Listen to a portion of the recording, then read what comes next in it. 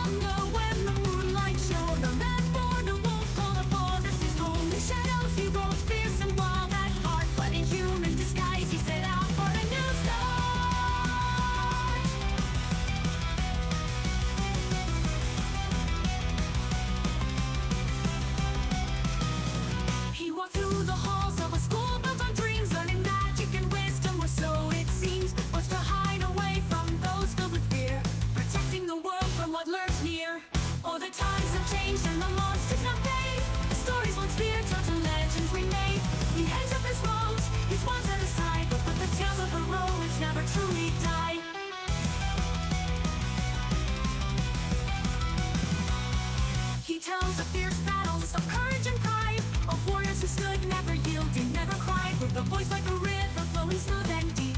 He spins ancient yarns, leaving listeners to weep. The thunder of hooves, the clash of brave swords, in a world where the magic still flows like the chords.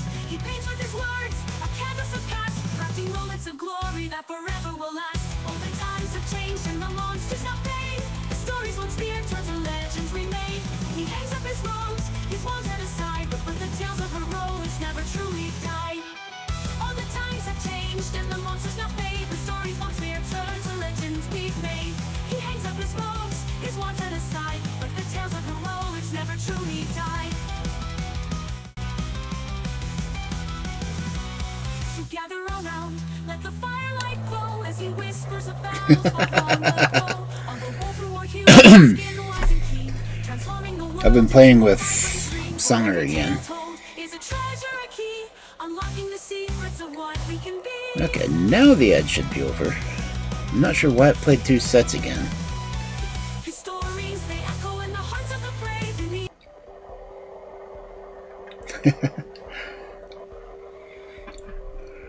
Good evening, Matsu. Welcome in.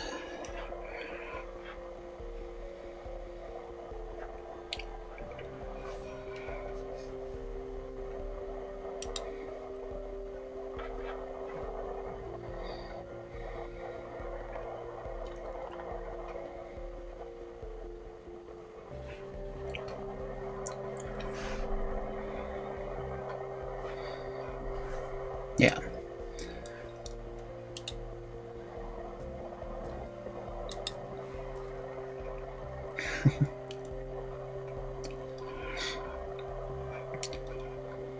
Oh, I've got 1 cat on the bed so far.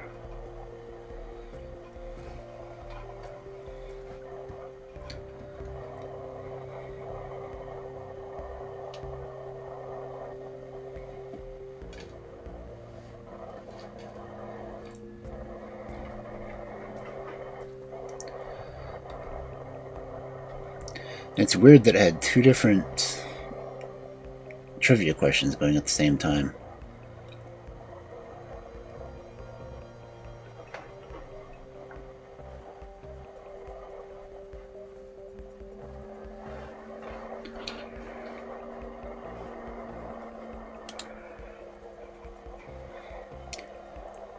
Well, my computer is claiming that it's having good connection.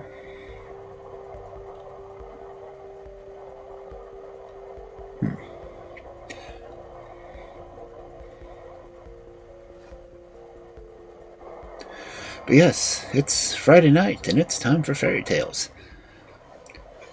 Yeah, so, how's everyone been doing this week?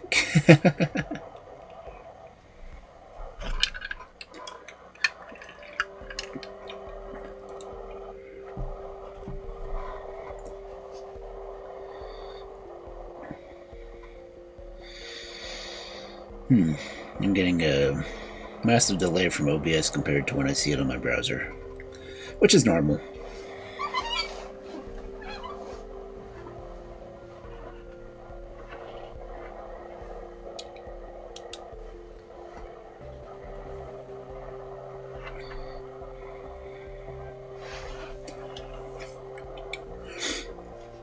And I barely got the stream from last night, finished editing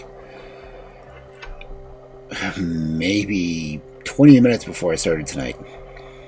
A tiring week? What all have you been up to?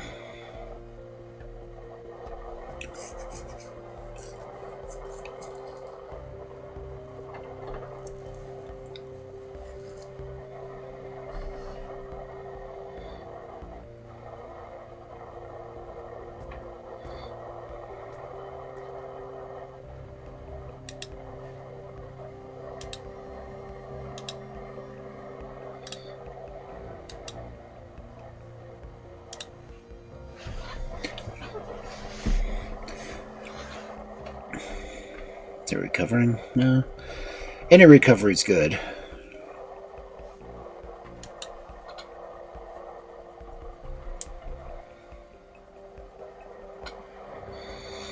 Of course, I'm supposed to get snow again tonight, so that'll be fun. Glad I don't have anything to do tomorrow.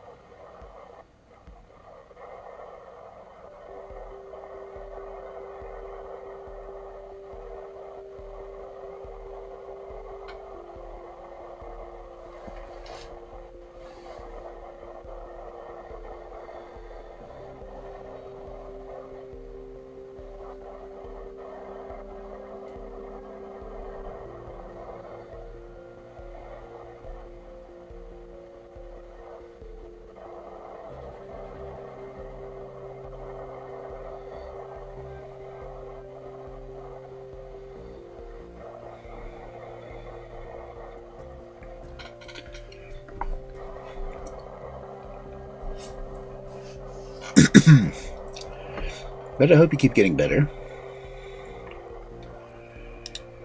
Recovery takes a lot of rest sometimes.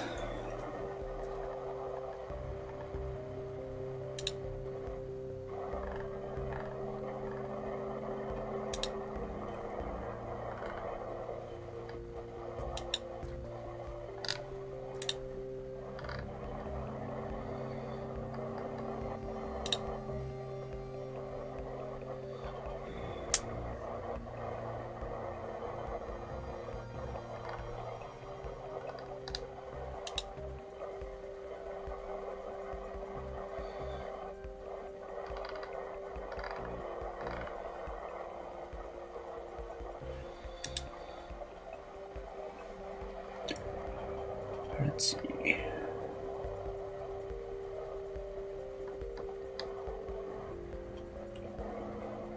I don't think I fixed the library yet. Nope.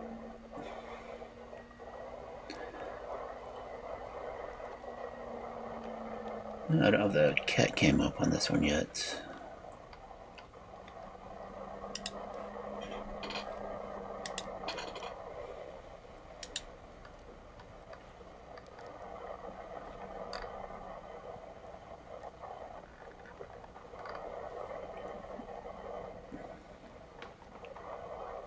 Okay, I thought I had a group for the cat cam.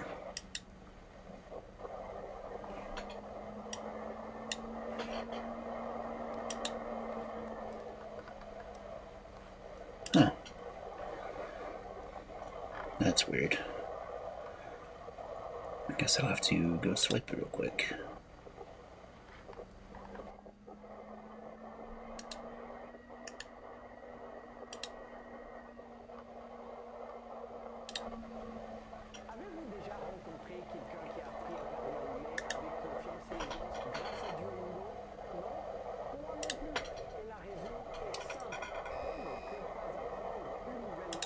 Whoa, too big.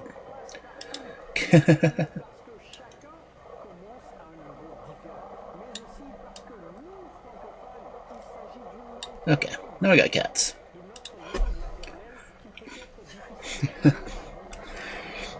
Because everyone wants to see the cats. So even if they're not listening to the story, they can still watch the cats. At least cat, since it's just the one on it right now.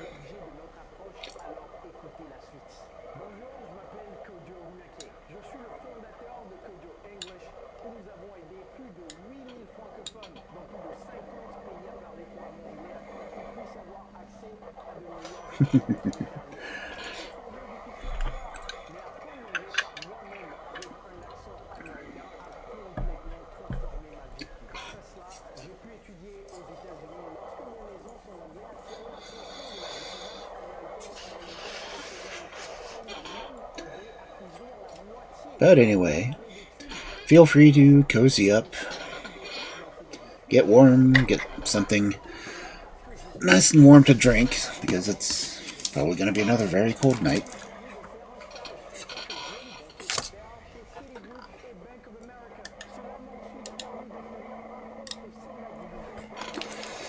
And I will get into the Gray Fairy book, which, depending on how long some of the stories take, I may finish it tonight. And it'll be strange because I'll be halfway through the fairy book series.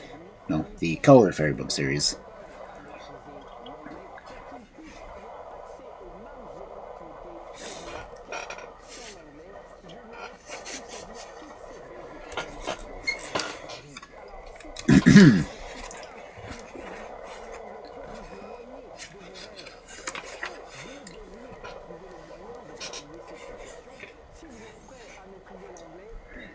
So our first story for this fabulous Night of Fairy Tales.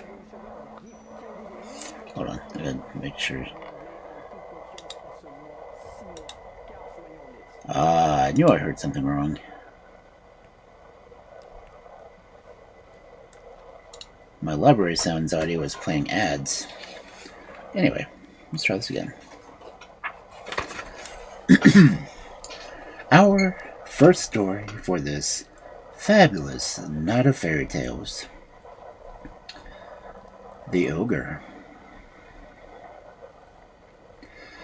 There lived, once upon a time, in the land of Margigliano, a poor woman called Masella, who had 6 pretty daughters, all as upright as young fir trees, and only one son called Antonio, who was so simple that to be almost an idiot.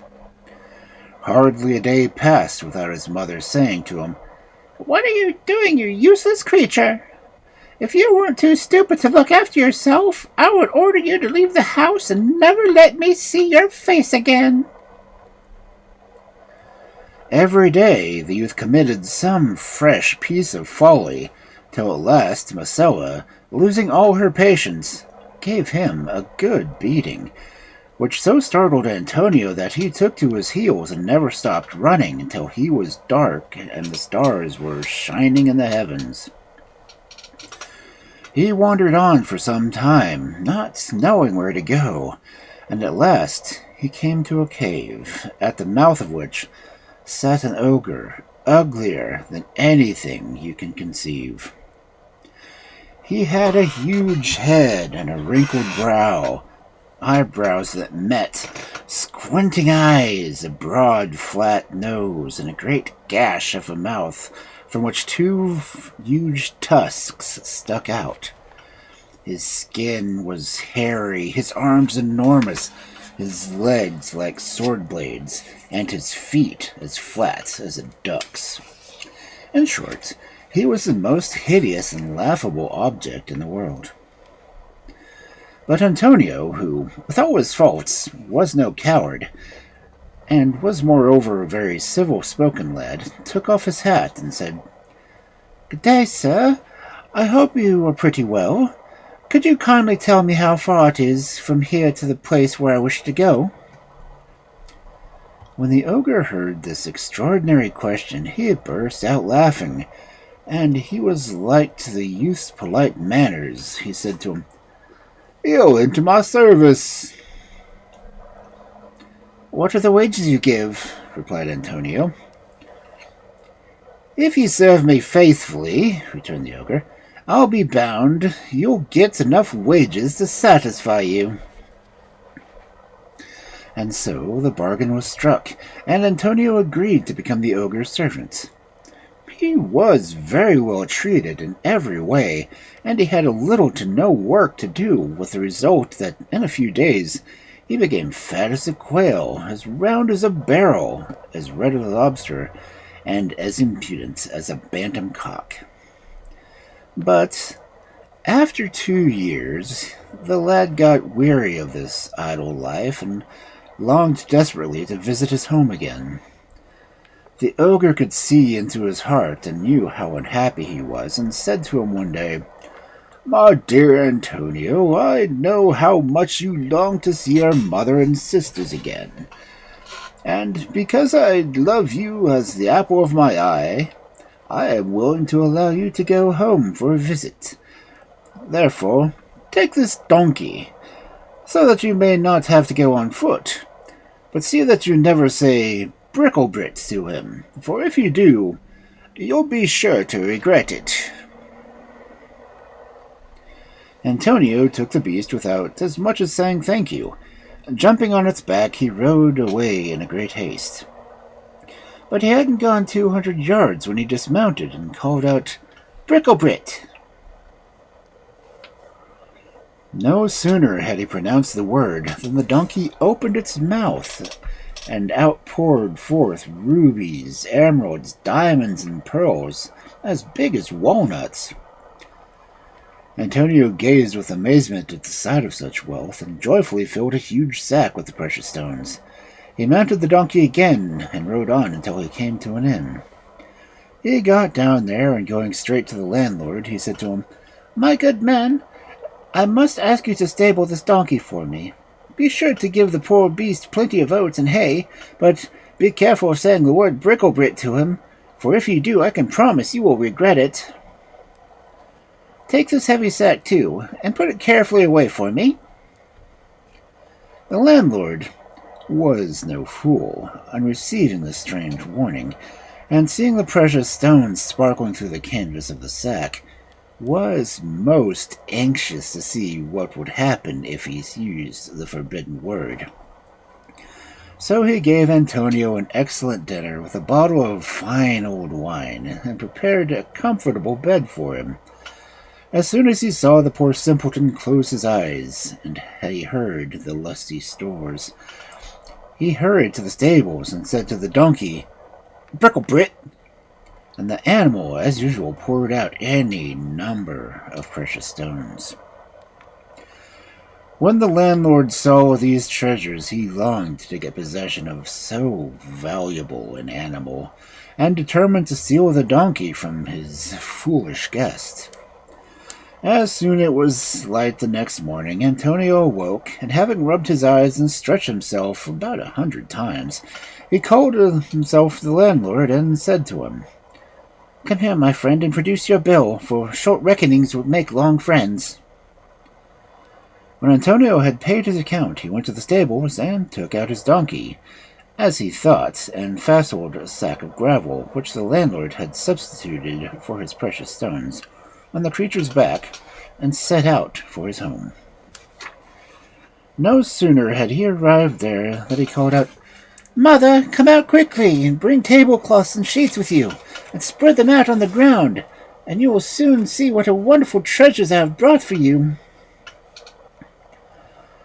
The mother hurried into her house and opened the linen chest where she kept her daughter's wedding outfits. She took out the tablecloths and sheets made of the finest linen, and spread them flat and smooth on the ground. Antonio placed the donkey on them, and called out, "Bricklebrit!" But this time he met no success, for the donkey took no more notice of the magic word than he would have done if a lyre had been twanged in his ear. 2, 3, and 4 times did Antonio pronounce Bricklebrit, but all in vain, as he might have well spoken to the wind. Disgusted and furious with the poor creature, he seized the thick stick and began to beat it so hard that he nearly broke every bone in its body. "Pinata!" The miserable donkey was so distracted at such treatment that, far from pouring out precious stones, it only tore and dirtied all the fine linen. When poor Marcella saw her tablecloths and sheets being destroyed instead of becoming rich, she only had made a fool of. and seized another stick and belabored Antonio as mercifully with it that he fled before her and never stopped until he reached the ogre's cave. When his master saw the lad returning in such a sorry plight, he understood at once what had happened to him, and, making no bones about the matter, he told Antonio what a fool he had been to allow himself to be imposed upon by the landlord, and to let a worthless animal be palmed off on him instead of his magic donkey.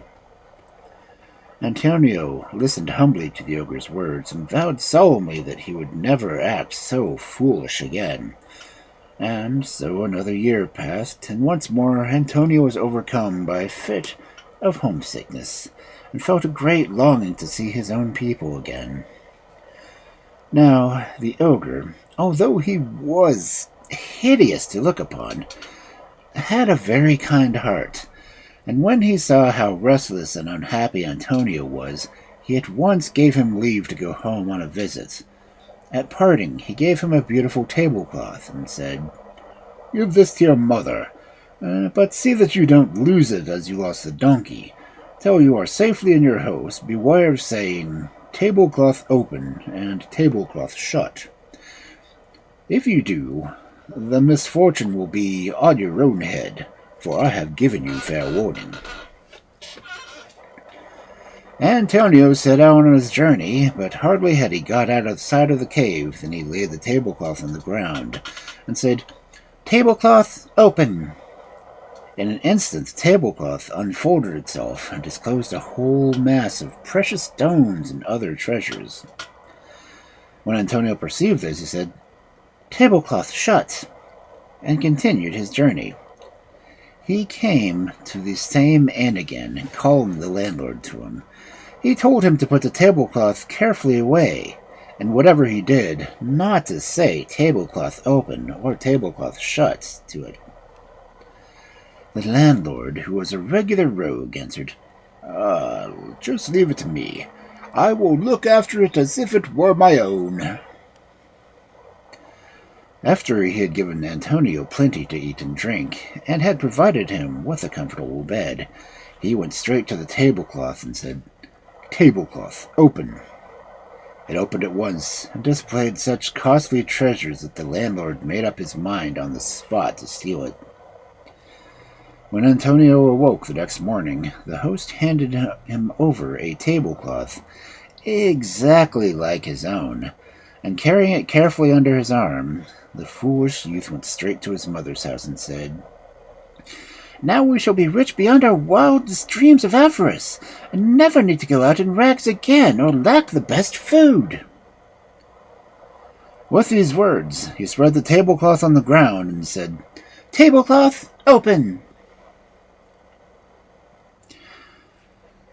But he might repeat the injunction as often as he pleased. It was only a waste of breath, for nothing happened. When Antonio saw this, he turned to his mother and said, "That old scoundrel of a landlord has done me once more, and he will live to repent it, for if I ever enter his inn again, I will make him suffer for the loss of my donkey and the other treasures he has robbed me of." Masala was in such a rage over her fresh disappointment that she could not restrain her impatience, and turning on Antonio, she abused him soundly, and told him to get out of her sight at once, for she would never acknowledge him as a son of hers again. The poor boy was very depressed by her words, and slunk back to his master like a dog with his tail between his legs. When the ogre saw him, he guessed at once what had happened. He gave Antonio a good scolding and said, "I don't know what prevents me from smashing your head in, you useless ne'er-do-well. You blurt everything out, and your long tongue never ceases waggling for a moment. If you had remained silent at the inn, this misfortune never would have overtaken you, and you have only yourself to blame for your present suffering." Antonio listened to his master's wise words in silence, looking for all the world like a whipping dog. When he had been 3 more years in the ogre's service, he had another bad fit of homesickness, and longed very much to see his mother and sisters again. So he asked for permission to go home on a visit, and it was at once granted him. Before he set out on his journey, the ogre presented him with a beautifully carved walking stick and said, "Take this stick as a remembrance of me, but beware of saying 'Rise up, stick, lie down, stick,' for if you do, I can only say I wouldn't be in your shoes for anything." Antonio took the stick and said, "Don't be in the least alarmed. I'm not such a fool as you think, and know better than most people what 2 and 2 make."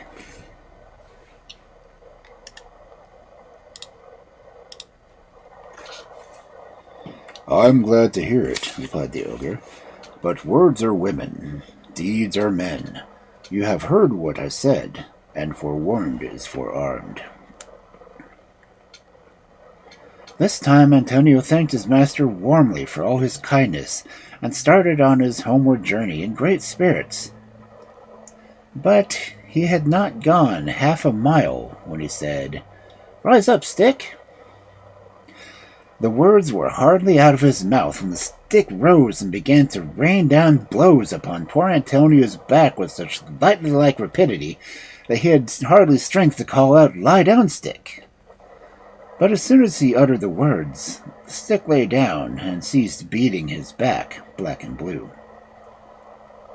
Although he had learned the lesson at some cost to himself, Antonio was full of joy, for he saw now a way to revenge himself on the wicked landlord.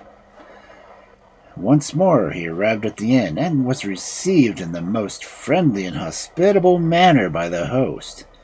Antonio greeted him cordially and said, "My friend, will you kindly take care of this stick for me? But whatever you do, don't say 'Stick, rise up.' If you do, you will be sorry for it, and you needn't expect any sympathy from me." The landlord, thinking he was coming in for a third piece of good fortune, gave Antonio an excellent supper, and after he had seen him comfortably to bed, he ran to the stick, and calling to his wife to come and see the fun, he lost no time in pronouncing the words, "Rise up, stick." The moment he spoke, the stick jumped up and beat the landlord so unmercifully that he and his wife ran screaming to Antonio, and waking him up, pleaded for mercy. When Antonio saw how successful his trick had been, he said, "I refuse to help you unless you give me all that you have stolen from me. Otherwise you will be beaten to death." The landlord, who already felt himself at death's door, cried out, "Take back your property! Please release me from this terrible stick!" And with these words he ordered the donkey, the tablecloth, and the other treasures to be restored to their rightful owner. As soon as Antonio had recovered his belongings, he said, "Stick, lie down," and it stopped beating the landlord at once. Then he took his donkey and his tablecloth and arrived safely at his home with him. This time the magic words had the desired effect, and the donkey and tablecloth provided the family with treasures untold. Antonio very soon married off his sister, and made his mother rich for life, and they all lived happily ever after.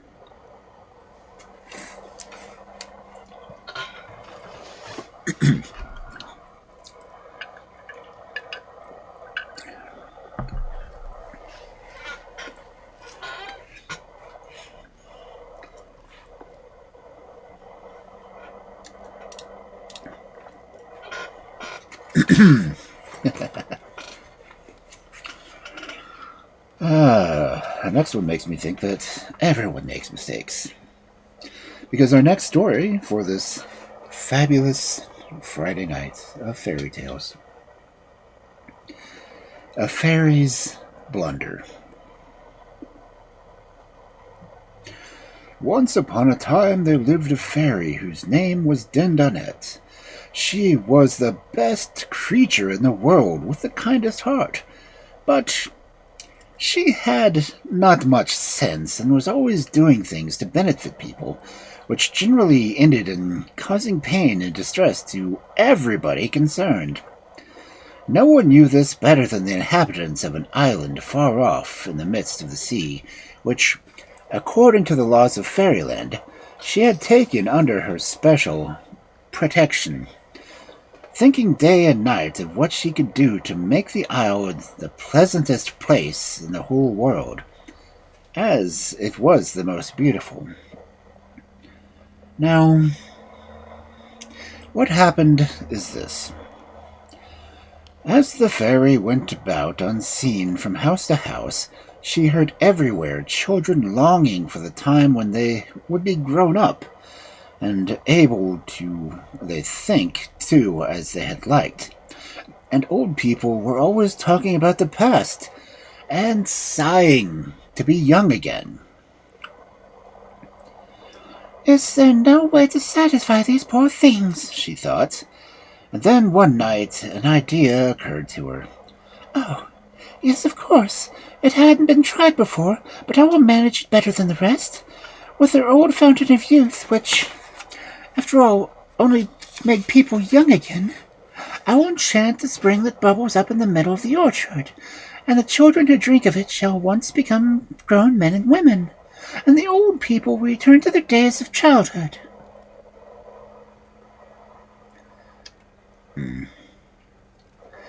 And without stopping to consult one single other fairy who might have given her good advice, off rushed Dindonette to cast her spell over the fountain. It was the only spring of fresh water in the island, and at dawn was crowded with people of all ages come to drink at its source. Delighted at her plan for making them all happy, the fairy hid herself behind a thicket of roses and peeped out whenever footsteps came that way.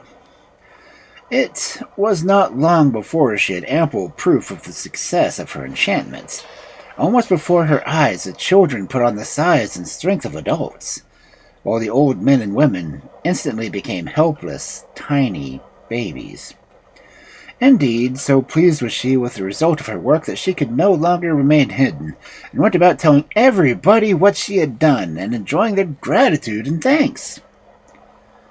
But after the first outburst of delight at their wishes being granted, people began to be a little frightened at the rapid effects of the magic water.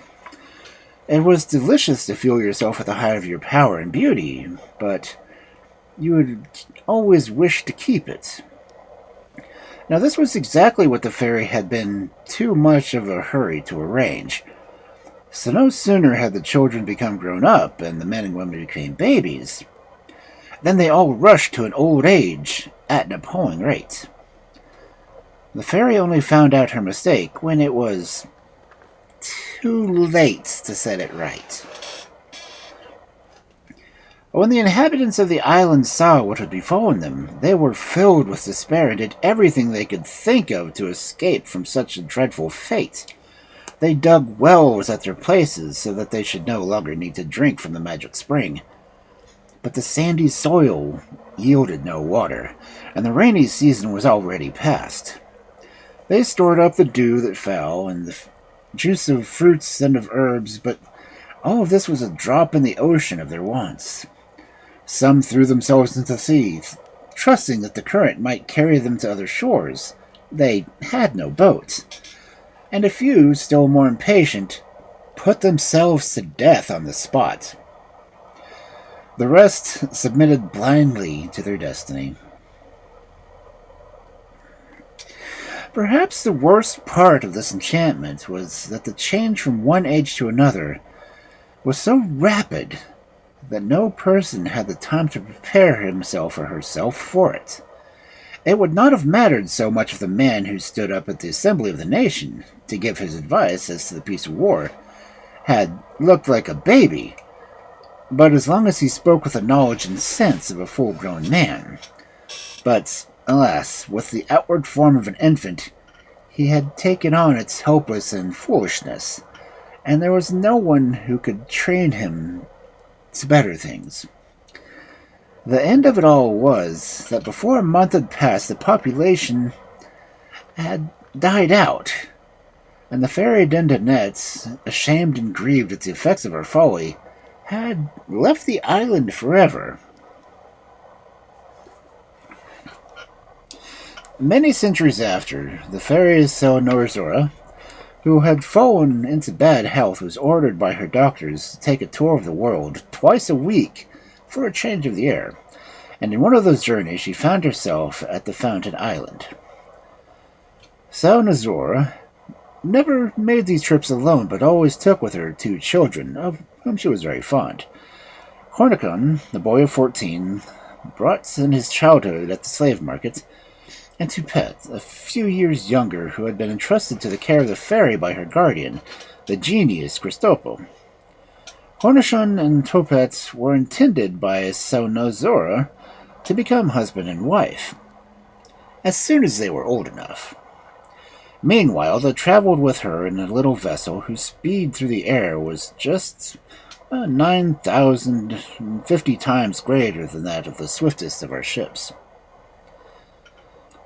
Struck with the beauty of the island, Norzora ran the vessel aground, and leaving it in the care of a dragon which lived in the hold during the voyage, stepped on shore with her 2 companions. Surprised at the sight of a large town whose streets and houses were absolutely desolate, the fairy resolved to put her magic arts to practice and to find out the cause. While she was thus engaged, Cornichon and Toupette wandered away by themselves, and by arrived at the fountain, whose bubbling waters looked cool and delicious on such a hot day. Scarcely had they each drunk a deep draught when the fairy, who by this time had discovered all she wished to know, hastened to the spot. "Beware! Beware!" she cried, the moment she saw them. "If you drink the deadly poison, you will be ruined forever." "Poison?" answered Toupette. "It's the most refreshing water I've ever tasted, and Cornichon says so too." "Oh, unhappy children, then I am too late. Why did you leave me? Listen, and I will tell you what has befallen the wretched inhabitants of this island, and what will befall you too. The power of fairies is great," she added, when she had finished her story, "but they cannot destroy the work of another fairy. Very shortly you will pass into weakness and silliness of extreme old age, and all I can do for you is to make it easy for you as possible, and to preserve you from death that others have suffered, and having no one to look after them. But the charm is working already. Cornichon is taller and more manly than he was an hour ago, and Toupette no longer looks like a little girl."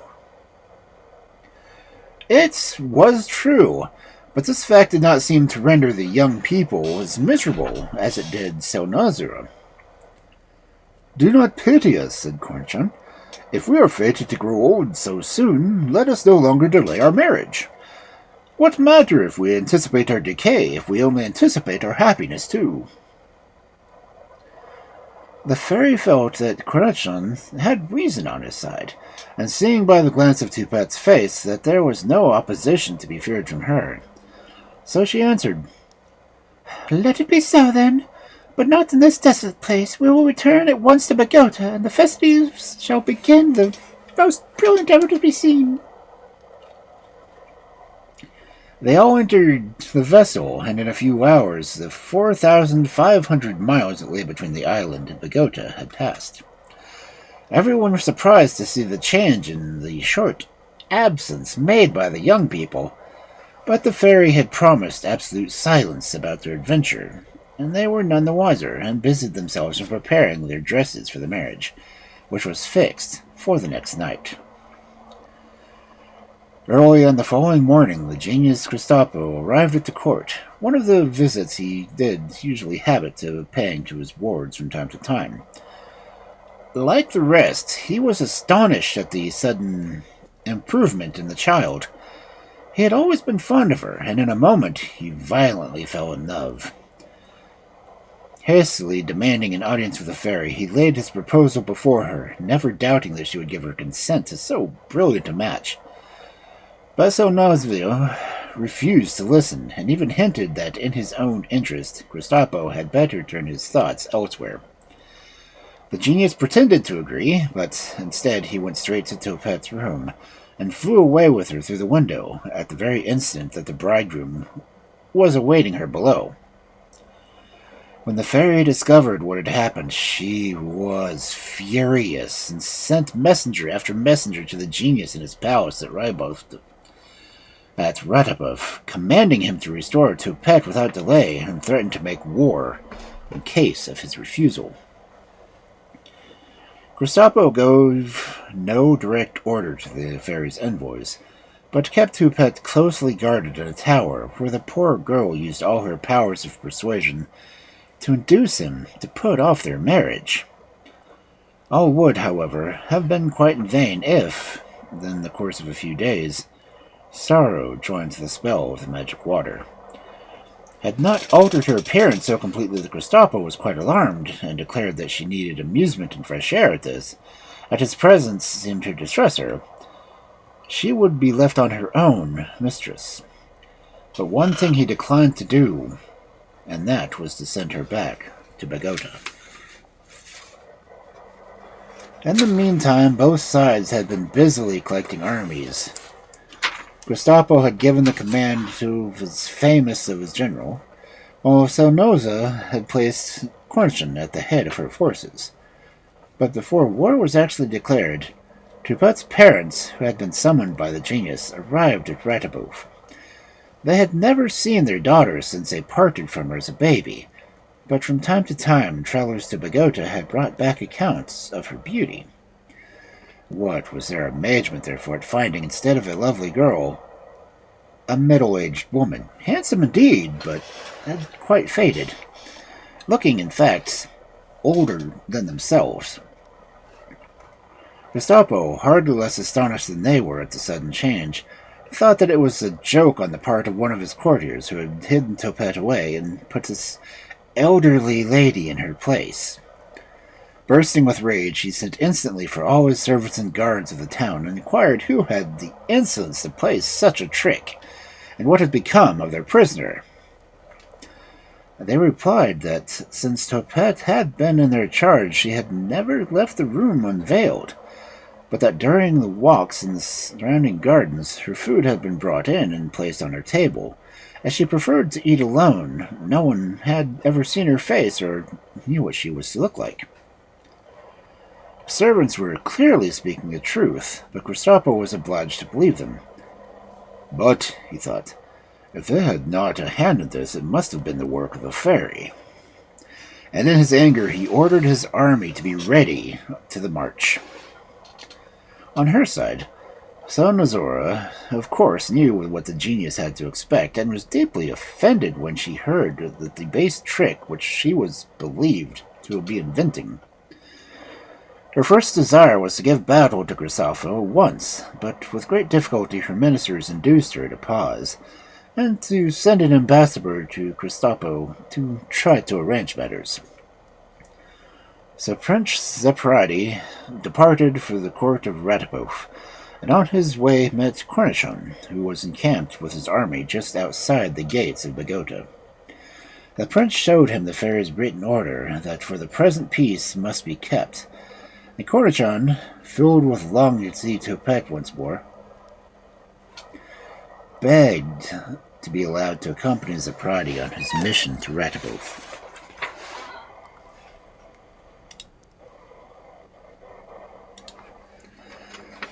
By this time the gentleman's passion for Toupette, which had caused all these troubles, had died out, and he willingly accepted the terms of peace offered by Zeprati, though he informed the prince that he still believed the fairy to be guilty of the dreadful change in the girl.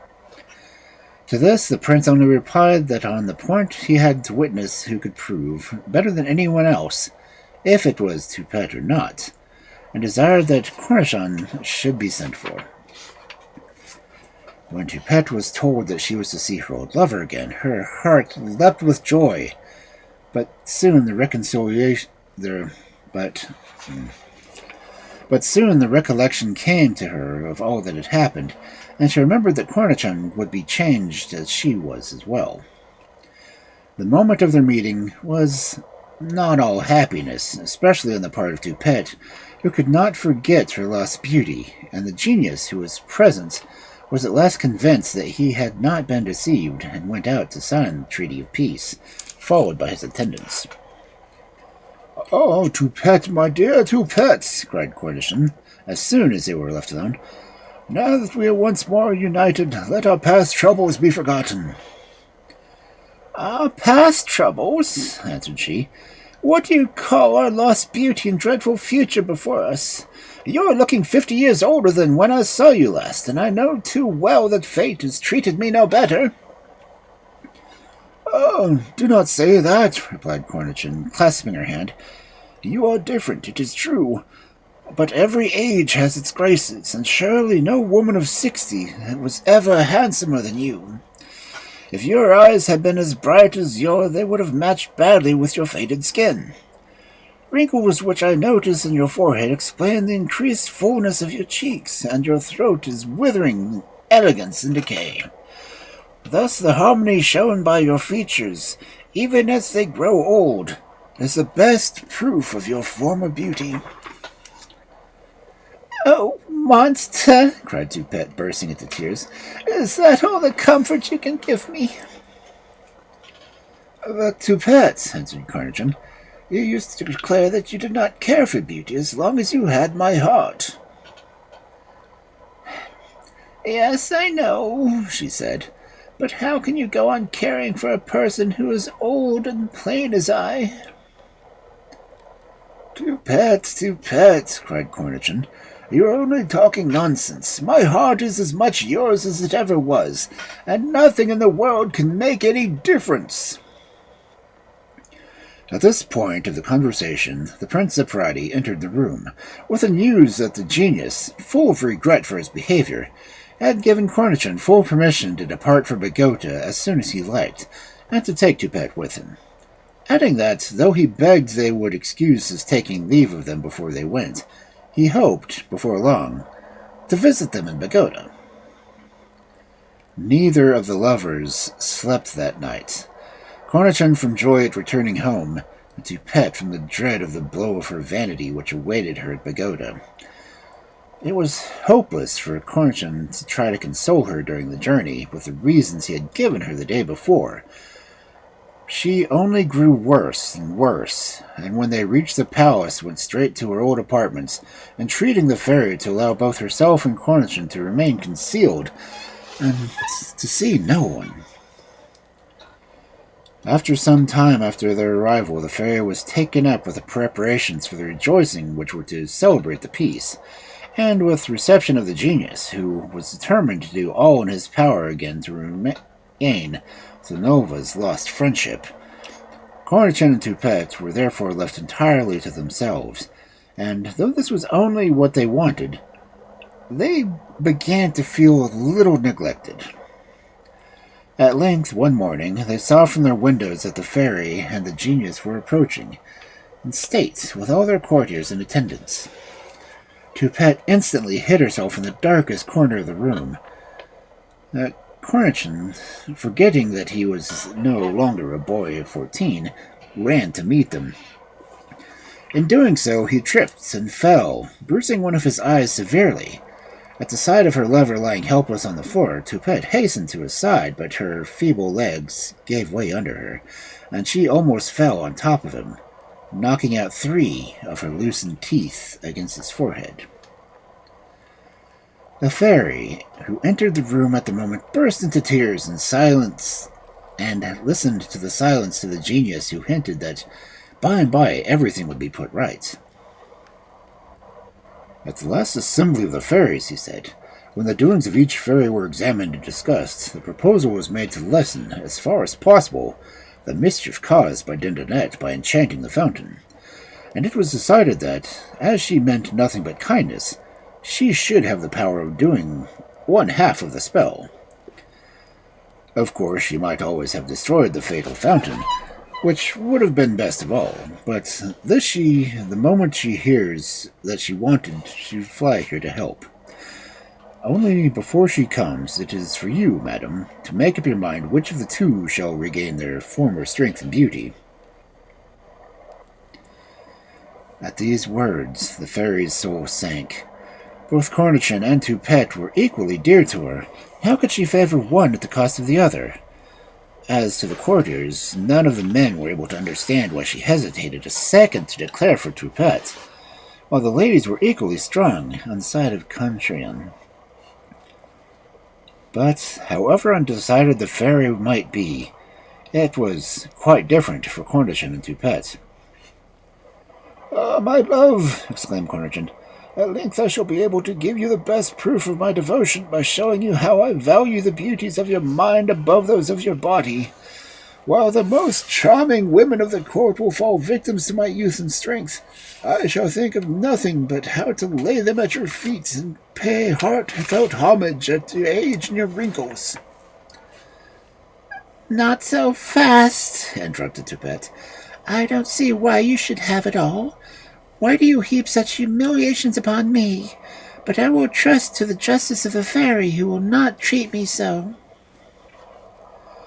Then she entered her own rooms, and refused to leave them, in spite of the prayers of Cornichin, who begged her to let him explain.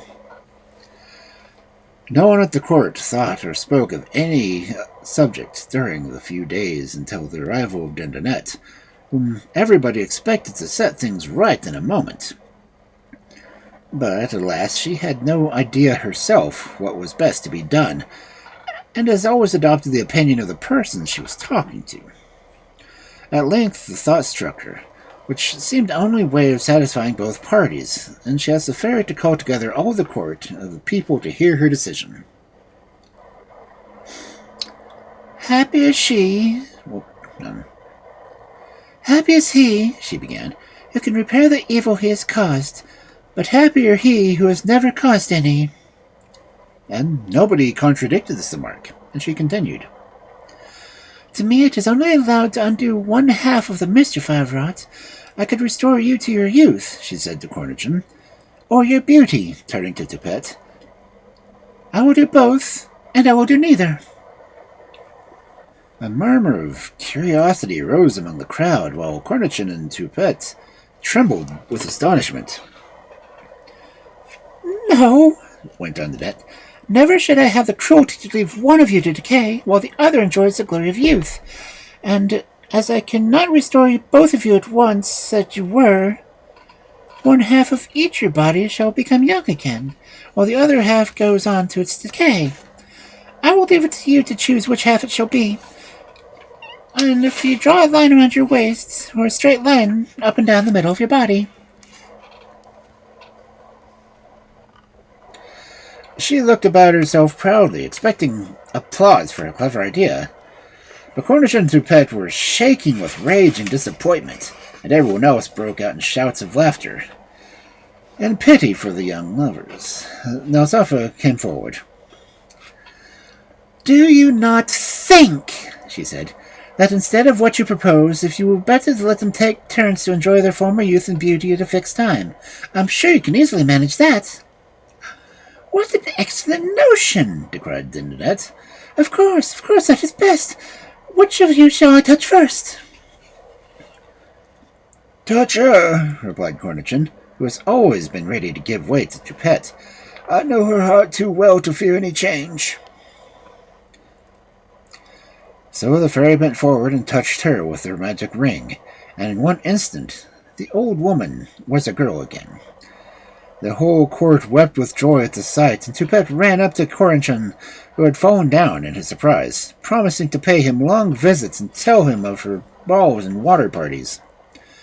The two fairies went to their own apartments, where the genius followed them to take his leave. "Oh dear," cried Dindonette, breaking in a farewell speech of the genius. "I quite forgot to fix the time that Cornichin should turn his turn to grow young. How stupid of me! And now I fear it is too late, for I ought to have declared it before I touched Toupette with a ring. Oh dear, why did nobody warn me?" You were too quick, replied Sonazor, who had been long aware of the mischief the fairy had again done. And we can only wait now until Kurchin has reached the utmost limits of his decay, when he will drink the water and become the baby once more, so that Toupette will have to spend her life as a nurse, wife, and caretaker. After the anxiety of mind, the weakness of body to which for so long Toupette had been prey, it seemed as if she could not amuse herself enough. And it was seldom indeed that she found time to visit poor Cornichon, though she did not cease to be fond of him, or to be kind to him. Still, she was perfectly happy without him, and this poor man did not fail to see, almost blind and deaf from his age though he was. But it was left to Kristopo to undo the last work of Dindonette and give Cornichon back to the youth he had lost. And this the genius did all more gladly, as he discovered, quite by accident, that Cornichon was in fact his son. It was on his plea that he attended the great yearly meeting of the fairies, and prayed that, in consideration for his services to so many of the members, that this one boon might be granted to him. Such a request had never before been heard in Fairyland, and was objected to by some of the older fairies, but both Kristopo and Sonazora were held in such high honor that the murmurs of disgust were set aside. At the last, victims of the enchanted fountain were pronounced to be free of the spell. All that the genius asked in return was that he might accompany the fairy back to Bogota to be present when his son assumed his proper shape. They had made up their minds that they should tell Toupette that they had found a husband for her, and to give her a pleasant surprise at her wedding, which was fixed for the following night. She heard the news in astonishment, and felt many pangs of grief, which Cornichon would certainly feel at being place taken by another. But she did not dream of disobeying the fairy, and spent the whole day wondering who this bridegroom might be. At the appointed hour, a large crowd assembled at the fairy's palace, which was decorated with the sweetest flowers known only to Fairyland. Toupette had taken her place, but where was the bridegroom? Fetch Cornichon, said the fairy to her chamberlain. But Toupette interposed. Oh, madam, spare him, I entreat you, this bitter pain, and let him remain hidden and in peace. It is necessary that he should be here, answered the fairy, and he will not regret it. And as she spoke, Cornichon was led in, smiling with the foolishness of extreme age at the sight of the gay crowd. Bring him here, commanded the fairy, waving her hand towards Toupette, who started back from surprise and horror. Sonazora took the hand of the poor old man, and the genius came forward and touched him 3 times with his ring, when Cornichon was transformed into a handsome young man. "May you live long," the genius said, "to enjoy happiness with your wife, and to love your father." And that was the end of the mischief wrought by the fairy Dindonette. And now, we will take a break, and I guess watch some ads. I will see you after a bit.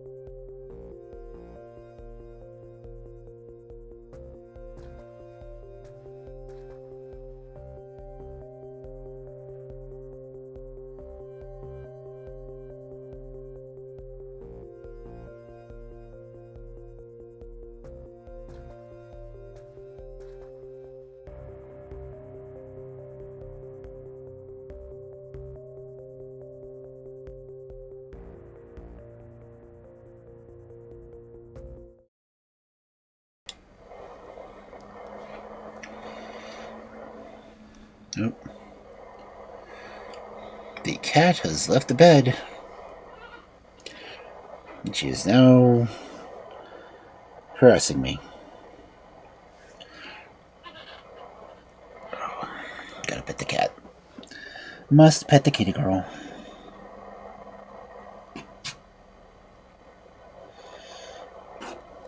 Sweet stripy baby. Yeah, sweet stripy baby. Okay. I looked at the book, and there are only 2 stories left.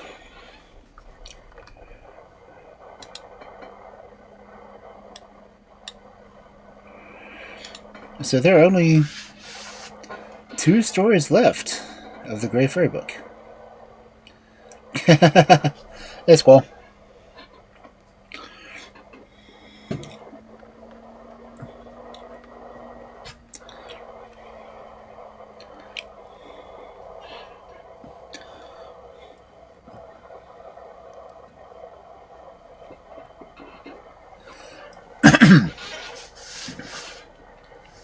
What, little cat?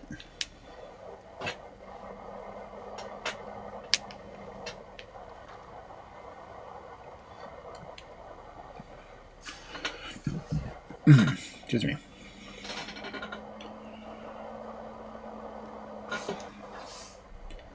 Yes, I know you're still there, girl. Yeah, you're so sweet kitty. Anyway, 2 stories left.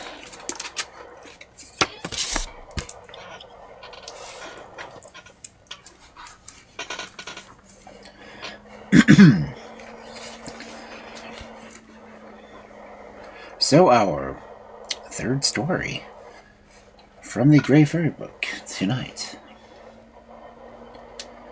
Long, Broad, and Quickeye. Once upon a time there lived a king who had an only son whom he loved dearly. Now one day, meow. Do you want to read the story? Do you want to read the story, kitten? No? Okay.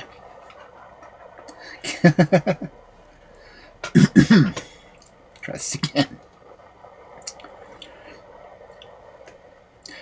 Once upon a time there lived a king who had an only son whom he loved dearly. Now one day the king sent for his son and said to him, "My dearest child, my hair is gray and I am old, and soon I shall feel no more warmth from the sun or look upon the trees and flowers. But before I die I should like to see you with a good wife. Therefore marry, my son, as speedily as possible." "My father," the prince replied, "now and always I ask nothing better than to do your bidding, but I know of no daughter-in-law that I could give you." On hearing these words, the old king drew from his pockets a key of gold and gave it to his son. "Go up the staircase, right to the top of the tower. Look carefully around you, and then come and tell me which you like best of all that you see."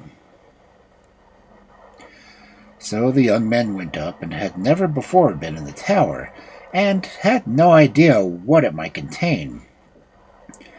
The staircase wound round and round and round till the prince was almost giddy, and every now and then he caught sight of a large room that opened out from the side.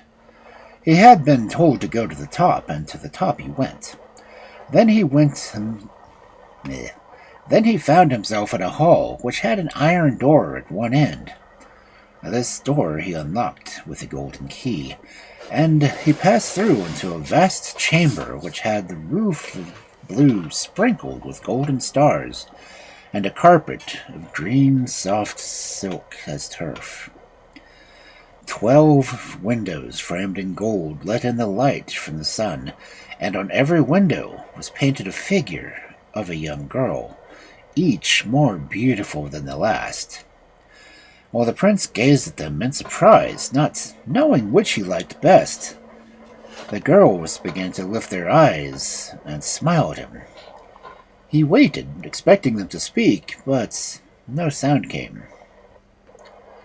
Suddenly he noticed that one of the windows was covered by a curtain of white silk.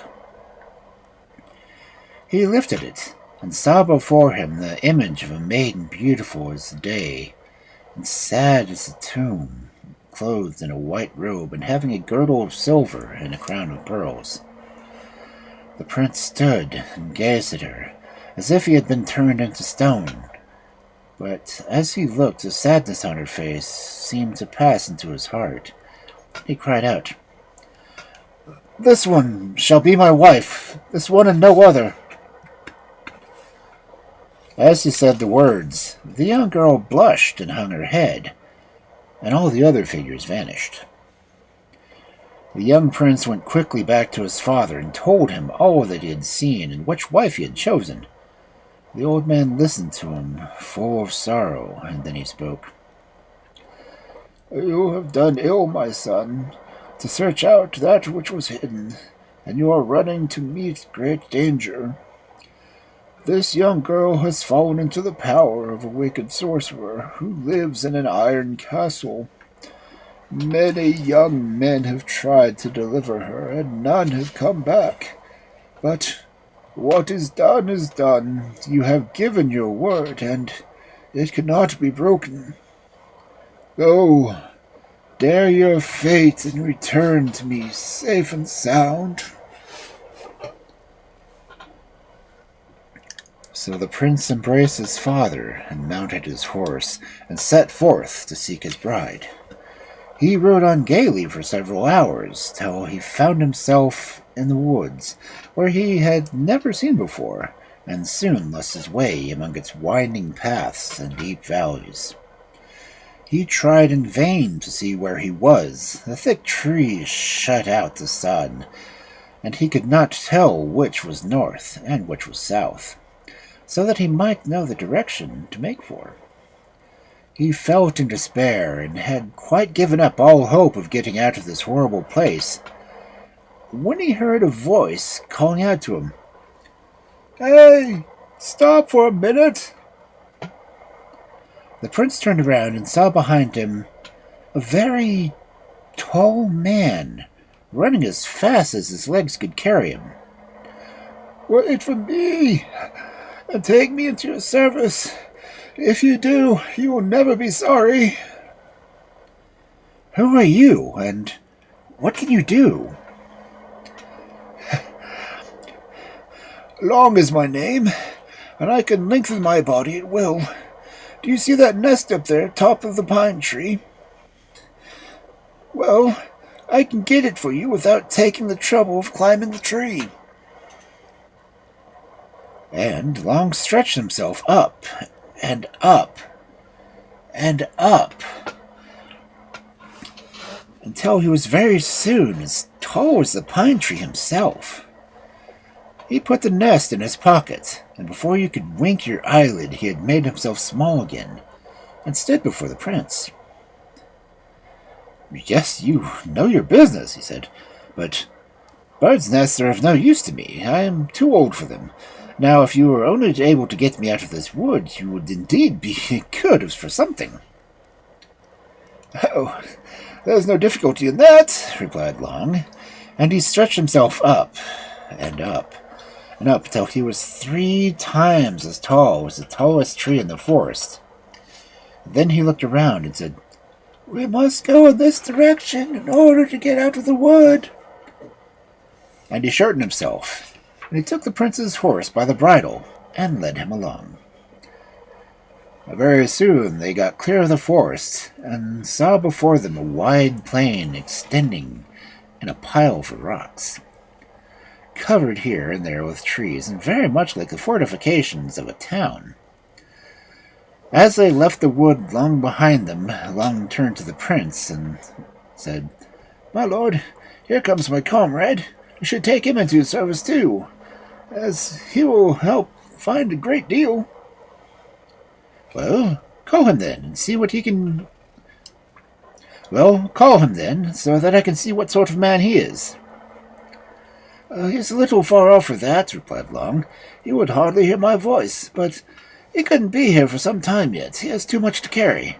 I think I'd better go and bring him myself."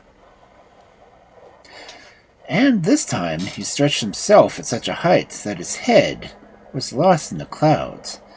He made 2 or 3 strides and took his friend on his back, then set him down before the prince. This newcomer was a very fat man, as round as a barrel. Who are you, and what can you do? Your worship, my name is Broad, and I can make myself as wide as I please. Let me see how you manage it. Run, my lord, as fast as you can, and hide yourself in the wood, cried Broad, and he began to swell himself out. The prince did not understand why he'd run into the wood, but when he saw Long flying towards it, he thought he had better follow his example. He was only just in time, for Broad had so suddenly inflated himself that the very nearly knocked the prince over, and his horse too. He covered all the space for acres around. You would have thought he was a mountain. At length, Broad ceased to expand, and drew a few deep breaths that made the whole forest tremble, and shrank down to his normal size. You have made me run away, said the prince, but it is not every day one can meet with a man of your sort. I will take you into my service. So the 3 companions continued on their journey, and when they were drawing near the rocks, met a man whose eyes were covered by a bandage.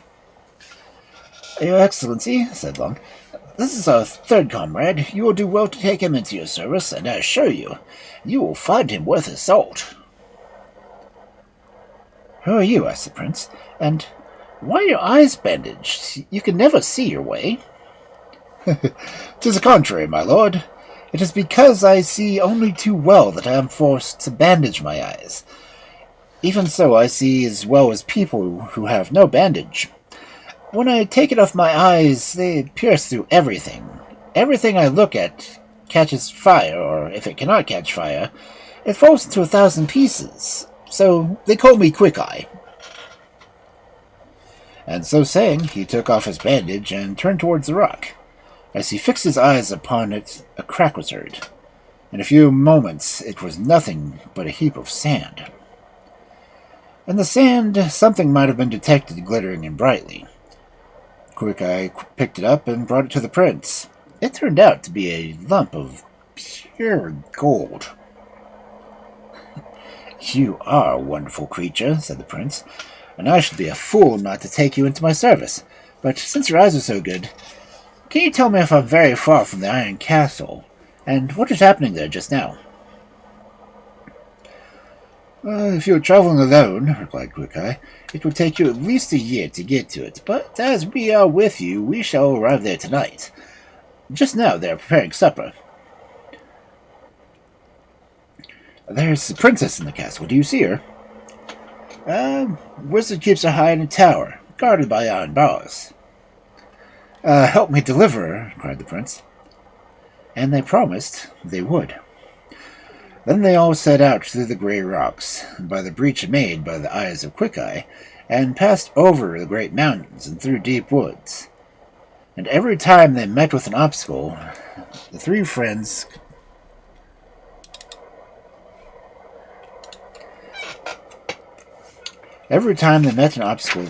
contrived somehow to put it aside. As the sun was setting, the prince beheld the towers of the Iron Castle, and before it sank beneath the horizon, he was crossing the iron bridge which led to its gates. He was only just in time, for no sooner had the sun disappeared altogether than the bridge drew itself up, and the gates shut themselves. There was no turning back now. The prince put up his horse in the stable, and made sure everything looked as if it were a guest we were expecting. And then the whole party marched straight up to the castle. In the courts, and the stables, and all over the great halls, they saw a number of men richly dressed, but every one turned into stone. They crossed an endless set of rooms, all opened into each other, till they reached the dining hall. It was brilliantly lighted. The table was covered with wine and fruit, and was so laid for 4. They waited a few minutes expecting someone to come, but as nobody did, they sat down and began to eat and drink, for they were very hungry. But when they had done their supper, they looked about for some place to sleep, but suddenly the door burst open, and the wizard entered the hall. He was old and humpbacked, with a bald head and a gray beard that fell to his knees. He wore a black robe, and instead of belt, 3 iron circlets clapped his waist. He led by the hand a lady of wonderful beauty, dressed in white, with a silver girdle and a crown of pearls, but her face was pale and sad as death itself. The prince knew her in an instant, but moved eagerly forward, but the wizard gave him no time to speak and said, "Why are you here?" "Hold on. I know why you're here. Very good. You may have her if for 3 nights following you can prevent her from making an escape. If you fail in this, you and your servants will all be turned to stone, like those who have come before you." And, offering the princess a chair, he left the hall. The prince could not take his eyes off of the princess, as she was so lovely. He began to talk to her, but she neither answered nor smiled, and sat as if she were made of marble. He seated himself by her, and determined not to close his eyes for that night, for fear she would escape him. And in order that she should be doubly guarded, Long stretched himself like a strap around the room. Broad took his stand by the door and puffed himself out so that not even a mouse could slip by. And Quickeye leaned against a pillar which stood in the middle of the floor and supported the roof. But in half a second, they were all sound asleep, and they slept sound the whole night long. In the morning, at the first peep of dawn, the prince awoke with a start. But the princess was gone. He roused his servants and implored them to tell him what he must do. "Calm yourself, my lord," said Quickeye. "I have found her already. 100 miles from here there's a forest. In the middle of the forest an old oak, and on the top of the oak an acorn. The acorn is the princess. If Long will take me on his shoulders, we shall soon be back with her." And sure enough, in less than the time it takes to walk around a cottage, they had returned from the forest, and the prince was presented with the acorn. "Now, your excellency, throw it on the ground." The prince obeyed, and was enchanted to see the princess appear at his side. But when the sun peeped for the first time over the mountains, the door burst open as before, and the wizard entered with a loud laugh. Suddenly, he caught sight of the princess, and his face darkened. He uttered a low growl, and one of the iron circlets gave way with a crash. He seized the young girl by the hand and bore her away with him. All that day, the prince wandered around the castle and studying the curious treasures it contained, but everything looked as if life had suddenly come to a standstill. In one place he saw a prince who had been turned into stone in the act of brandishing his sword around, which his 2 hands were clasped on. And another, the same doom had fallen upon a knight in the act of running away. And the third, a serving man, was standing eternally trying to convey a piece of beef to his mouth. And all around them were others, still preserving for evermore the attitudes they were in when the wizard commanded, "From henceforth be turned into marble!" In the castle, and around the castle, all was dismal and desolate. Trees were there, but without leaves. Fields were there, but no grass grew on them. There was one river, but it never flowed, and no fish lived in it. No flowers blossomed, no birds sang. 3 times during the day food appeared, as if by magic, for the prince and his servants. And it was not until supper was ended that the wizard appeared, as on the previous evening, and delivered the princess into the care of the prince. All four determined this time that they would keep awake at any cost. But it was no use. Off they went as they had done before, and when the prince awoke the next morning, the room was again empty. With a pang of shame, he rushed to Quickeye. "Awake, awake, Quickeye! Do you know where the princess is?" Quickeye rubbed his eyes and answered, "Oh, yes, I see her. 200 miles from here there's a mountain, and this mountain is a rock, and the rock a precious stone. The stone is a princess. Long she'll take me there, and we shall have her back before you can turn around." So Long took him on his shoulders, and they set out. At every stride, they covered 20 miles, and as they drew near, Quickeye fixed his burning eye on the mountain, and in an instant it split into 1,000 pieces, and in one of these sparkled the precious stone. They picked it up and brought it to the prince, who flung it hastily down. As the stone touched the floor, the princess stood before him. When the wizard came in, his eyes shot forth flame and fury. Crick, crack was heard. Another of his iron bands broke off and fell. He seized the princess by his hand and led her off, growling louder than ever. All that day, things went on exactly as they had done the day before. After supper, the wizard brought back the princess, and looking straight in the eyes, he said, "We shall see which of us two will gain the prize after all." That night they struggled their hardest to keep awake, and even walked about instead of sitting down. But it was quite useless. One after another they had to give in, and for the third time the princess slipped through their fingers. When morning came, it was as usual the prince who woke first, and as usual the princess being gone, he rushed to Quickeye. Get up, Quickeye, and tell me where the princess is." Quickeye looked about for some time without answering. "Oh, my lord, she is very far. 300 miles wide there lies in the Black Sea, and in the middle of the sea there's this little shell, and in the middle of the shell is fixed a gold ring. The gold ring is a princess, but do not vex your soul, we will get her. Only today Long must take Broad with him. He will be wanted badly." So Long took Quickeye on his shoulder and Broad on the other, and they set out. Each stride they left 30 miles behind them. When they reached the Black Sea, Quickeye showed them the spot where they must seek the shell.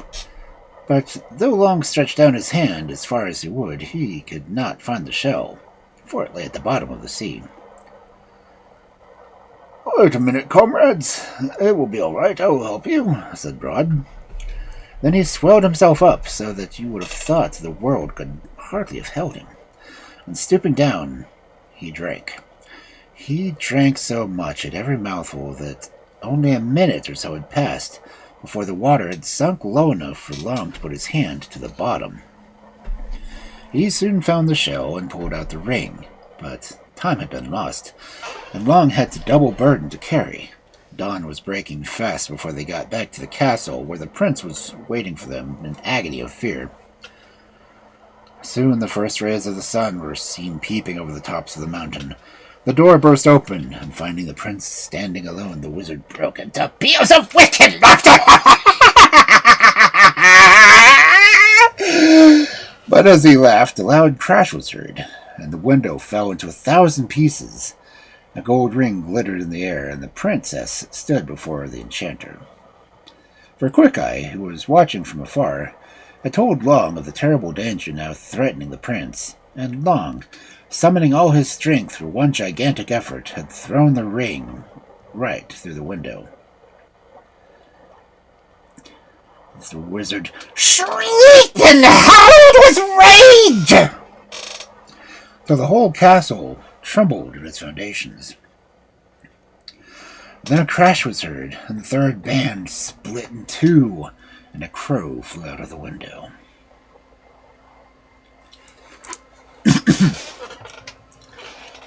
Hi, Steph. Hi, Taka.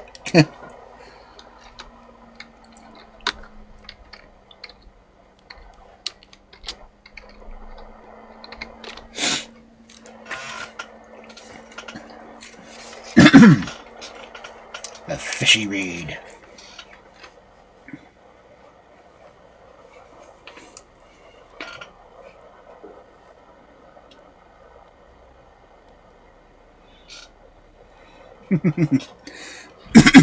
Oh, yeah. Evil laughter makes me choke a little. Pretty good.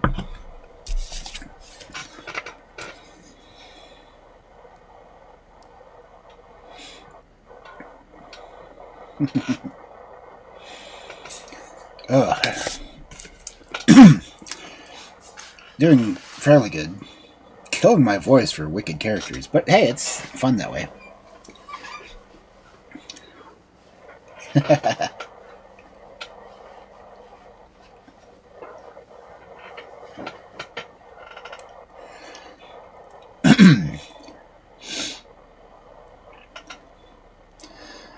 I've almost finished this book, which I figured I'll do tonight, so doing good. But thank you for coming in. If you need to do any after stream care, by all means, feel free to. Thank you for bringing me in because I was lurking your channel. Of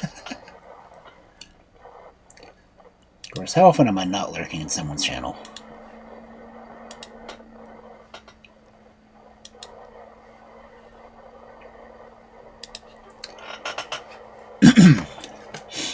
See, trying to think which color's next. Can't think of it off the top of my head. But this is the 6th book of the Andrew Lang fairy books. So.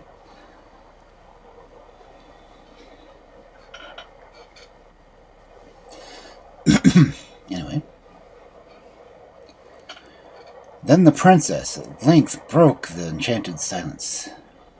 Hey, Talbot!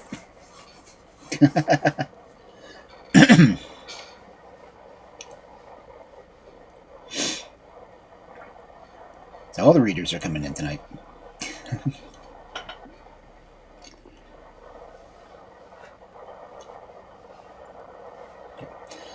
Then the princess at length broke the enchanted silence, and blushing like a rose, she gave the prince her thanks for her unlooked-for deliverance.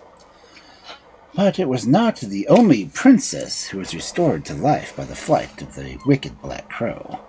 The marble figures became men once more, and took up their occupations just as they had left before.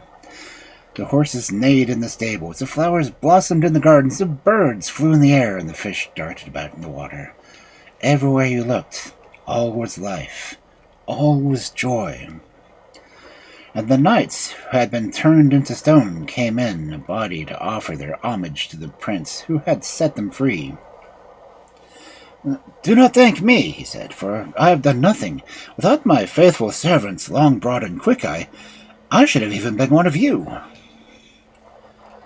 With these words, he bade them farewell, and departed with the princess and his faithful companions for the kingdom of his father.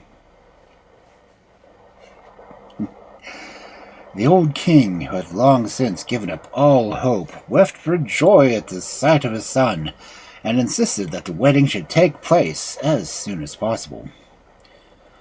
All of the knights who had been enchanted in the Iron Castle were invited to the ceremony, and after it had taken place, Long, Broad, and Quickeye took leave of the young couple, saying that they were going to look for more work to do.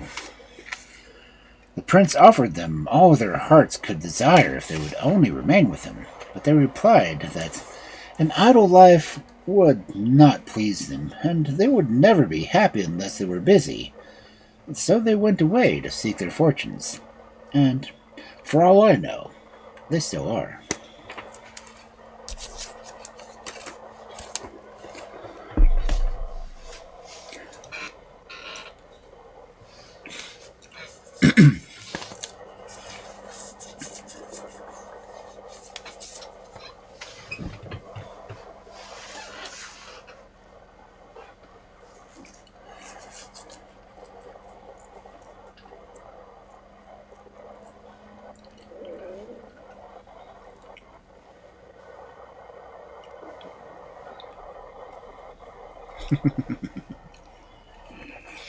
It is so much fun doing a wicked little man.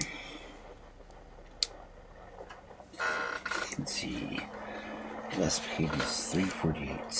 What page am I on? Oh yeah, this last one is only 5 pages long. What fish is that? Interesting fish.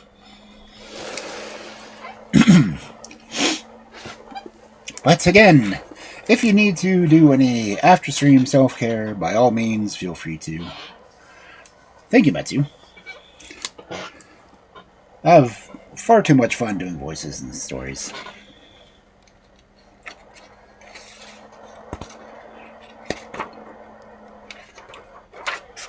So, I can save this. For the final story for the night, and the final story of the Grey Fairy Book, Prunella. There was once upon a time a woman who had an only daughter. When the child was about 7 years old, she used to pass every day on her way to school an orchard where there was a wild plum tree with delicious ripe plums hanging from the branches. Each morning the child would pick one and put it in her pocket to eat at school. For this reason, she was called Prunella. Now, the orchard belonged to a witch, and one day the witch noticed the girl gathering a plum as she passed along the road. Prunella did it quite innocently, not knowing that she was doing any wrong taking the fruit that hung so close to the roadside.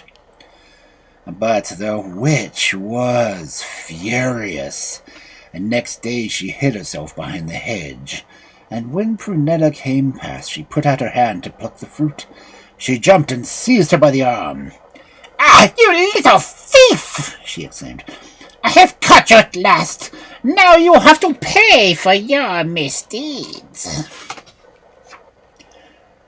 The poor child, half dead with fright, implored the old woman to forgive her, assuring her that she did not know she had done wrong, and promising never to do it again. But the witch had no pity, and she dragged Prunella into her house, where she kept her till the time she should come home to get her home. Try this again. Where she kept her until the time should come when she could have her revenge. As the years passed, Prunella grew up into a very beautiful girl. Now her beauty and goodness, instead of softening the witch's heart, aroused her hatred and jealousy. One day she called Prunella to her and said, "Take this basket and go to the well and bring it back to me filled with water. If you don't, I will kill you." "Welcome in, Draco."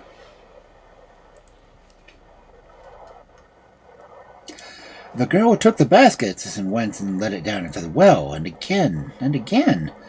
But her work was lost labor, for each time she drove the basket, the water just streamed out of it. At last, in despair, she gave it up, and leaning against the well, she began to cry bitterly, when suddenly she heard a voice at her side, saying, "Prunella, why are you crying?" Turning around, she beheld a handsome youth who looked kindly at her, as if he were sorry for her trouble. "Who are you?" she asked, "and how do you know my name?" I am the son of the witch, he replied, and my name is Benisabel. I know that she is determined that you should die, but I promise that she will not carry out her wicked plan. Will you give me a kiss to fill your basket? No, cried Prunella. I will not give you a kiss because you are the son of a witch. You son of a witch. Very well, replied the youth sadly.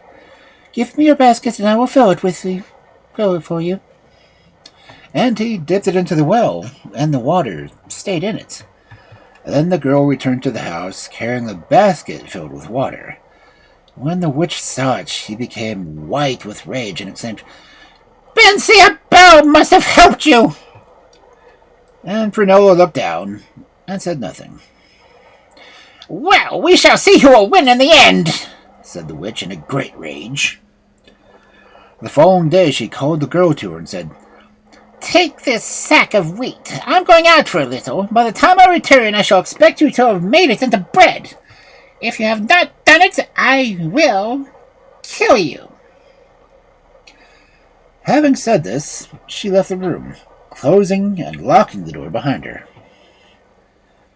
Poor Prunella did not know what to do. It was impossible for her to grind the wheat, prepare the dough, and bake the bread, all in the short time the witch would be away. At first she set to work bravely, but when she saw how hopeless her task was, she threw herself on the chair and began to weep bitterly. She was roused from her despair by hearing Benisabel's voice at her side saying, Prunella, do not weep like that. If you will give me a kiss, I will make the bread and you will be saved.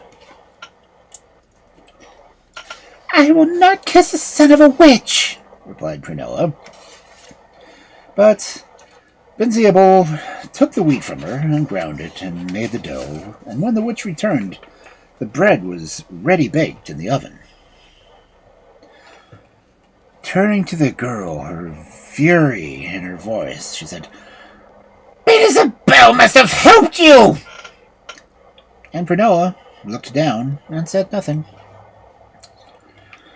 We shall soon see who will win in the end, said the witch, and her eyes blazed with anger. The next day she called the girl to her and said, Go to my sister who lives across the mountains. She will give you a casket which you must bring back to me. This she said, knowing that her sister, who was still more cruel and wicked than herself, would never allow the girl to return, but would imprison her and starve her to death. But Prunella did not suspect anything, and set out quite cheerfully on the way. She met Benisabel. Where are you going, Prunella? He asked. I am going to the sister of my mistress to whom I am to fetch a casket. Poor girl, said Benisabel. You are being sent to your death. Give me a kiss and I will save you.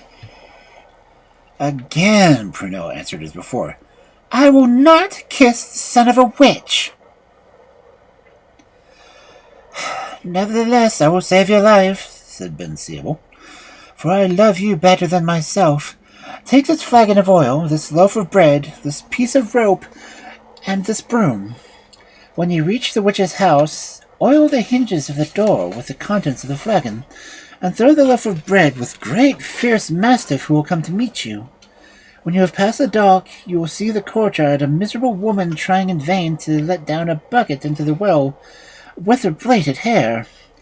You must give her the rope. In the kitchen you will find still more miserable woman trying to clean the hearth with her tongue. To her you must give this broom. You will see a casket on top of the cupboard. Take it as quickly as you can and leave the house without a moment's delay. If you do this all exactly as I have told you, you will not be killed. So Prunella, having listened carefully to his instructions, did just what he had told her. She reached the house and oiled the hinges of the door. She threw the loaf to the dog, and gave the poor woman at the well a rope, and the woman in the kitchen the broom, and caught up the casket from the top of the cupboard and fled with it out of the house. But the witch heard her as she ran away and, rushing to the window, called out to the woman who had left the kitchen, "Kill that thief, I tell you!"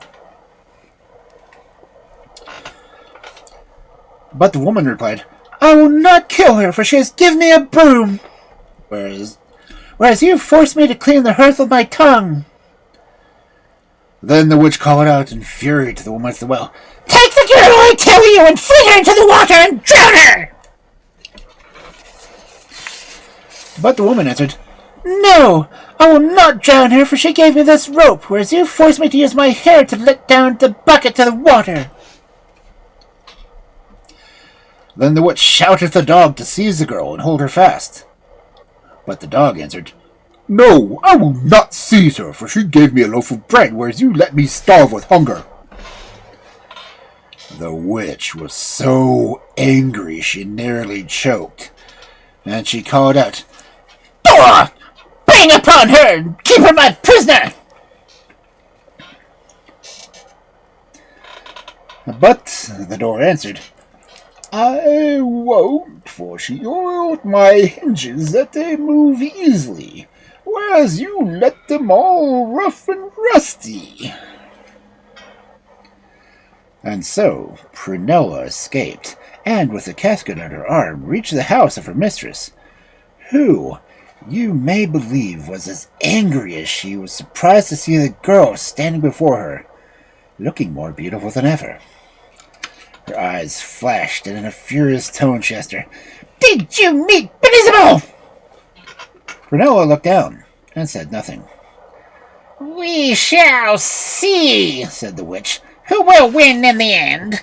Listen, there are 3 cocks in the hen house. One is yellow, one black, and the third is white.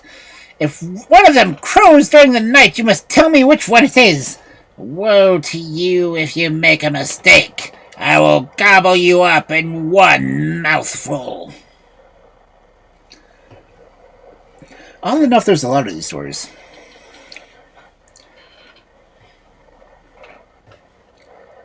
Now, Beelzebul was in the room next to the one Prunella slept. At midnight, she woke, hearing a cock crow.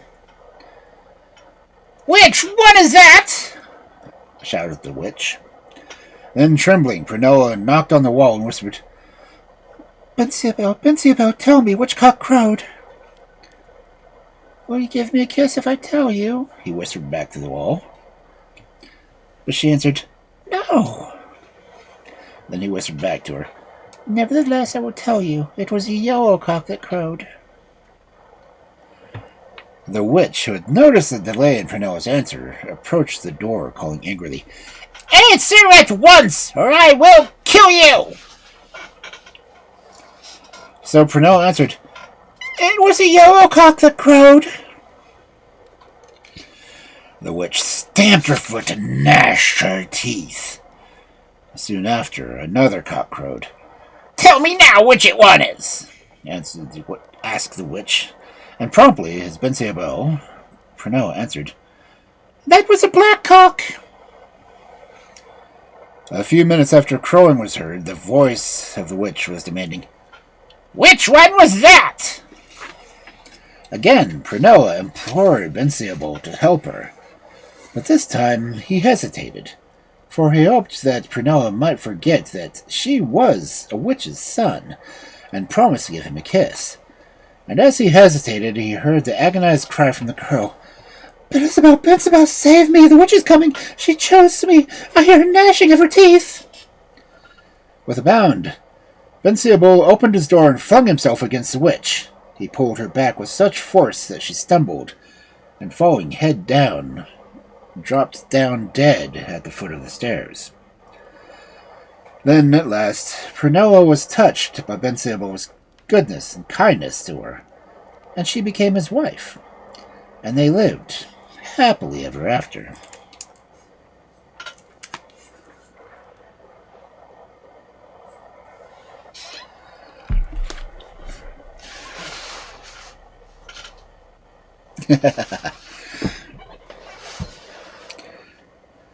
And that, dear friends, is the end of the Grey Fairy Book.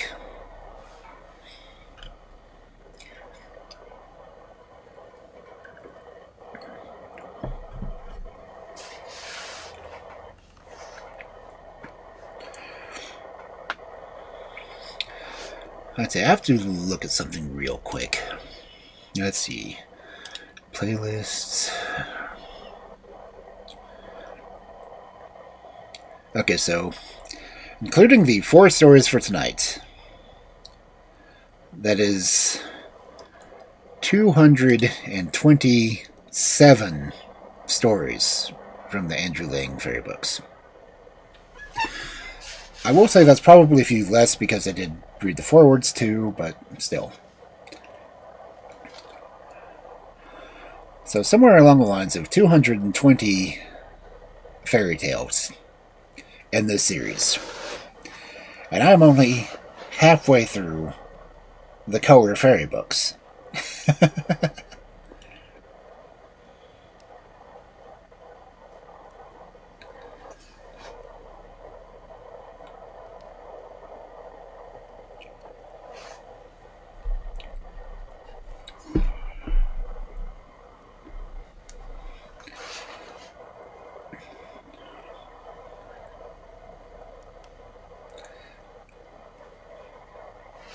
And that's so far.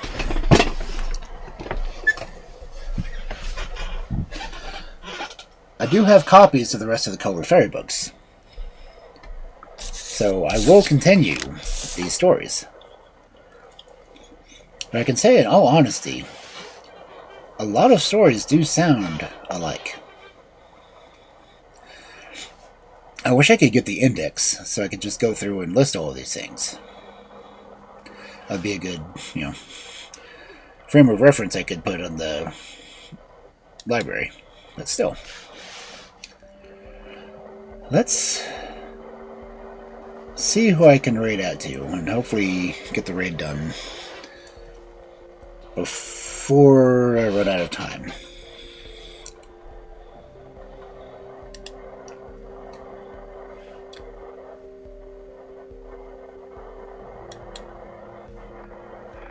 We need to see who is on to raid.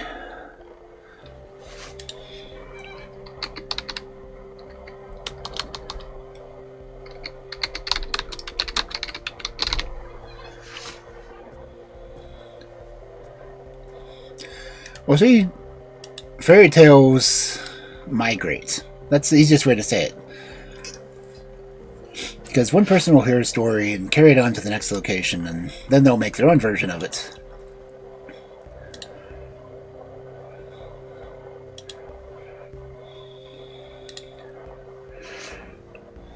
See where the writing and reading channel is doing right now.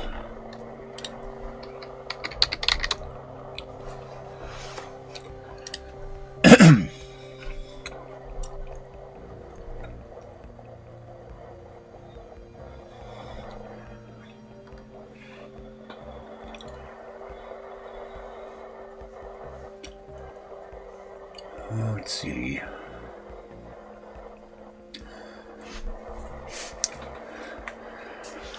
Oracle of Dusk looks like they're writing. A couple of co-workers. I can take you to another place that's doing fairy tales, because I'm not the only one who likes fairy tales on Friday, apparently.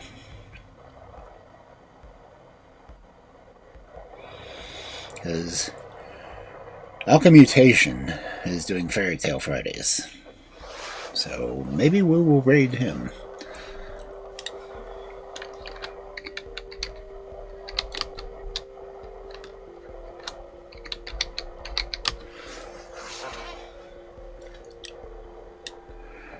Okay. Because we really enjoy fairy tales on Fridays. So I will continue doing more of Rivals of Sherlock Holmes on Thursdays. And I guess next week I will start another fairy book.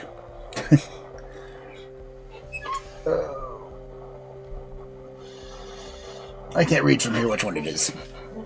I've got all the Andrew fairy books on a shelf right now. Of course, I also have a very old copy in of Arabian Nights Entertainment. But I'll do that after the fairy books. So, I hope everyone has a wonderful night and a wonderful weekend. Stay warm because winter is deciding to make another comeback this weekend. And please hang out for the raid. In the meantime, you get to hear my closing song, because I've just been playing around with songs. Oh, not that one. This one.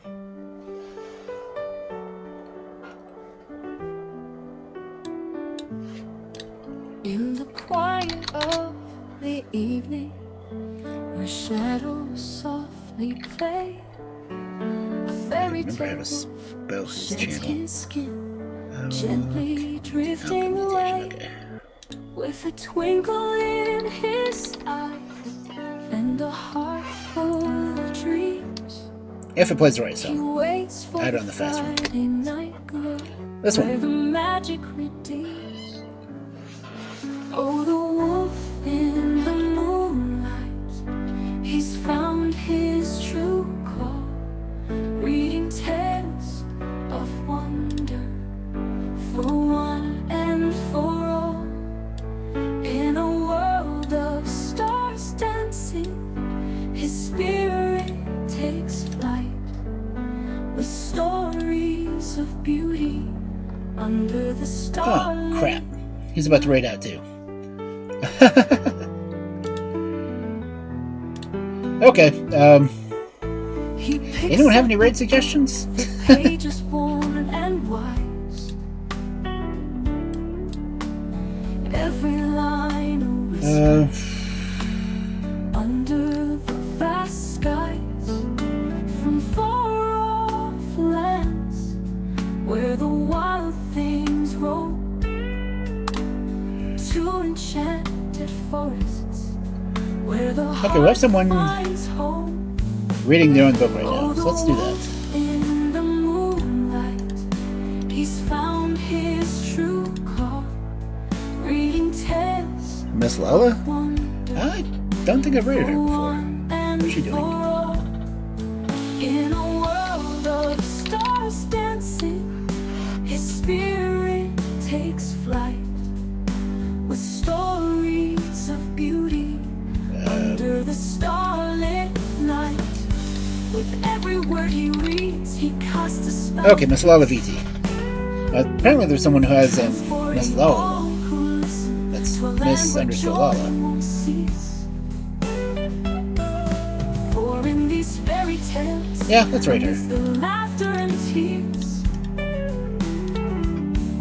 The wolf finds his solace, he conquers his fears.